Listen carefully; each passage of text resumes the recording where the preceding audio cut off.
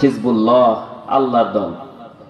এখন আল্লাহ রাব্বুল আলামিন বলেন, ইয়াউমা নাদউ কুল্লা উনাসিম বিইমামিহিম।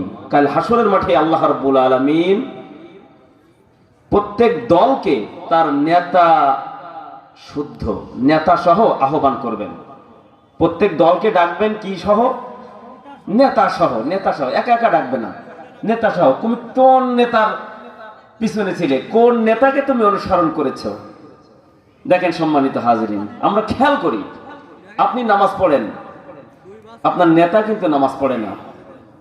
আপনার দাড়ি, টুপি, পাঞ্জাবি, সুন্নত তরিকা সব কিছু আছে, কিন্তু আপনার নেতার দাড়ি, টুপি, পাঞ্জাবি এগুলো কিচ্ছু নাই।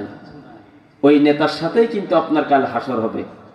যার সাথে যার মহব্বত, তার সাথে তার কিয়ামত। এজন্য নেতা নির্বাচন করার ক্ষেত্রে আপনাকে সতর্কতা অবলম্বন করতে হবে।